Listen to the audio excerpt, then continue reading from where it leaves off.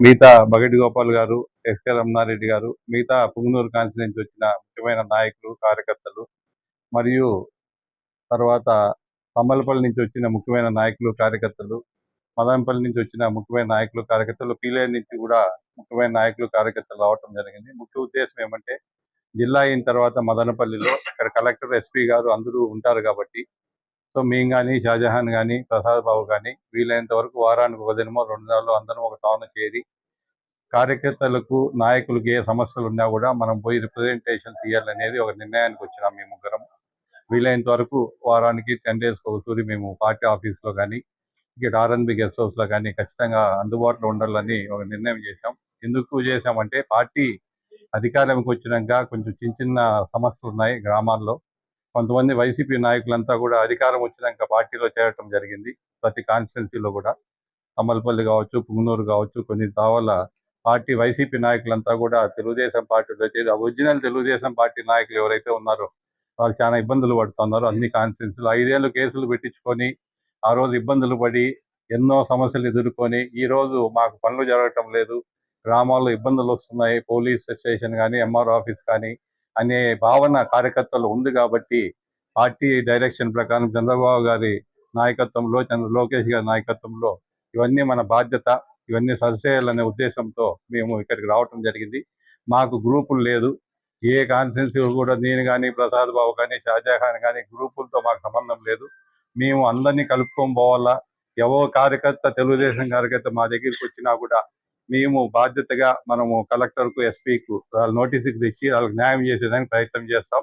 Party అధ్యక్షులు ఎవరైతే ఇప్పుడు నియమిస్తున్నారో పీలేరు కావచ్చు, మదనపల్లి కావచ్చు, తమ్మలపల్లి కావచ్చు, పుంగనూరు కావచ్చు, పార్టీ అధ్యక్షులను పార్టీని నియమిస్తా ఉన్నారు. ఐవీఆర్ఎస్ పెట్టి ఎవరిని నియమించాలనేది పార్టీ నిర్ణయం. దాంట్లో మా ప్రమేయం లేదు.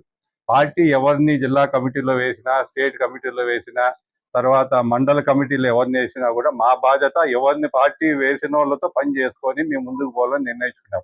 నేను కానీ, జహా కానీ, తర్వాత ప్రసాద్ బాబు గారు ఆయన బాధ్యత పార్టీ అధ్యక్షుడు కాబట్టి కోఆర్డినేషన్ చేయాల్సిన బాధ్యత ప్రసాద్ బాబు గారి పైన కూడా ఉంది.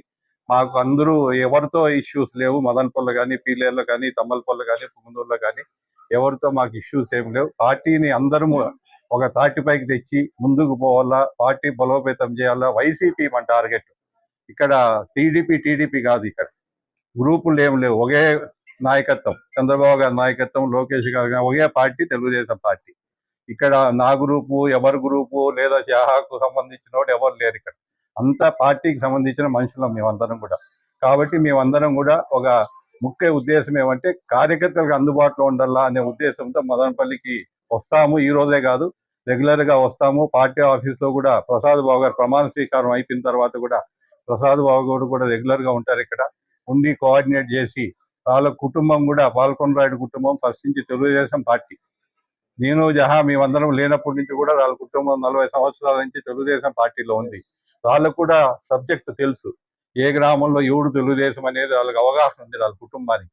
కాబట్టి మేమందరం కోఆర్డినేషన్ చేసి ఇది పార్టీని బలోపేతం చేసి రేపు వచ్చే మున్సిపల్ ఎలక్షన్ కావచ్చు, మండల ఎలక్షన్ కావచ్చు, మనం వైసీపీని ఏ విధంగా ఎదుర్కోవాలనేది తప్ప దీంట్లో ఏ ఉద్దేశం లేదు. కాబట్టి మీకు మీడియా సాక్షిగా మీకు ఇవన్నీ కూడా ప్రజలకు తెలపాలని కోరుకుంటున్నాం. మేమంతా మాట్లాడుకొని పార్టీ బలోపేతానికి మదనపల్లి జిల్లా అయిన తర్వాత ఇక్కడ వైసీపీ కీచక రాజకీయాలు రేపు సందర్భానికి ఎవరికైనా దగ్గర తీసుకుంటారు, మళ్ళీ ఎక్కడ ఏటేసిస్తారు. అది గత 5 సంవత్సరాల్లో రాజంపేట్ పార్లమెంట్ కాదు రాయలసీమలోనే చూశారు. ఇక్కడ ఉన్న నాయకుల పరిపాలన, వాళ్ళ ఆలోచన, వాళ్ళ నిర్ణయాలు. ఆ క్రమంగా ఈరోజు తెలుగుదేశం పార్టీ పార్లమెంట్ సెగ్మెంట్లో తప్పకుండా జెండా ఎగరేయాల.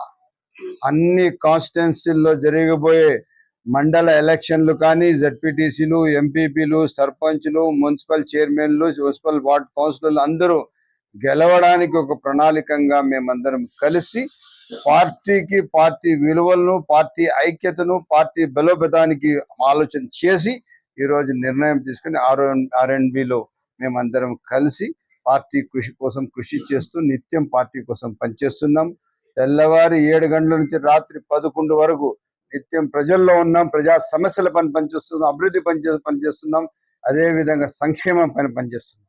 ఈ విధంగా పనిచేస్తూ రేపు ఎట్టి పరిస్థితిలో తెలుగుదేశం పార్టీ ఐక్యతకు, తెలుగుదేశం పార్టీ రేపు నాయకుల సమస్యలు, ఆ రోజు ఏదైతే అంగళ్ళులో, అదే విధంగా పుంగునూరులో ఏ కుటుంబాలకు జరిగిన అన్యాయాలు ఎక్కడ కూడా వదలకుండా ఆ కుటుంబానికి దగ్గర తీసుకొని ఆ కుటుంబాలకు న్యాయం చేస్తూ, మొన్న పుంగనూరు కాన్స్టిట్యున్సీలో రామకృష్ణ అనే మనిషికి తరిమి చంపడం జరిగింది.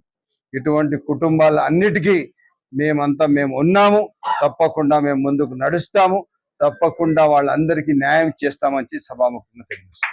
మదనపల్లెలో 4 నియోజకవర్గాల తెలుగుదేశం పార్టీ నాయకులు, కార్యకర్తలు ఈరోజు హాజరయ్యారు.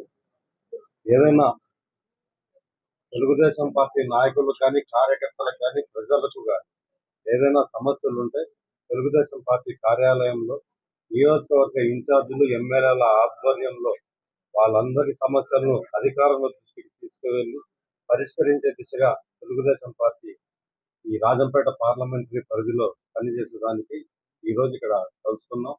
రాబోయే కాలంలో పూర్తిగా ఆఫీస్ అంతా ఓపెన్ అయిన తర్వాత అందరికీ అందుబాటులో ఉంటూ అందరు ఎమ్మెల్యేలు కానీ, ఇన్ఛార్జీలు కానీ, జిల్లా పార్టీ అధ్యక్షులు, మండలాధ్యక్షులు, గ్రామాధ్యక్షులు అందరూ ప్రజా సమస్యల మీద ఖచ్చితంగా అధికారులకు తెలియజేసి ప్రజా సమస్యల పరిష్కారాన్ని చేసేదానికి మేము ఈ కార్యక్రమం ఏర్పాటు చేశాం.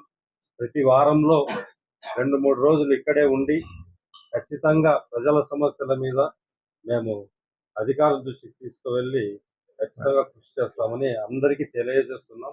దీన్ని ప్రజలు, నాయకులు అందరూ వినియోగించుకోవాల్సిన అవసరం ఉంది. ఖచ్చితంగా పార్టీ ఎవరినైతే ఇన్ఛార్జ్గా కానీ, మండలాధ్యక్షులు కానీ, గ్రామాధ్యక్షులుగా నియమిస్తుందో వాళ్ళ ఆధ్వర్యంలోనే పార్టీ పనిచేసే విధంగా, నాయకులు పనిచేసే విధంగా పార్టీ ఆదేశాలు ఇచ్చింది. ఇవన్నీ తెలియజేస్తూ ఖచ్చితంగా రాబోయే కాలంలో రాజంపేట పార్లమెంట్లో తెలుగుదేశం పార్టీని బలోపేతం చేసి కూటమి ప్రభుత్వంలో అన్ని స్థానిక సంస్థలను గెలిచేదానికి మేము ప్రణాళికాబద్ధంగా ముందుకు పోవాలని నిర్ణయం తీసుకున్నాం. దానికి అందరూ సహకరించవలసిందిగా కోరుతున్నాం.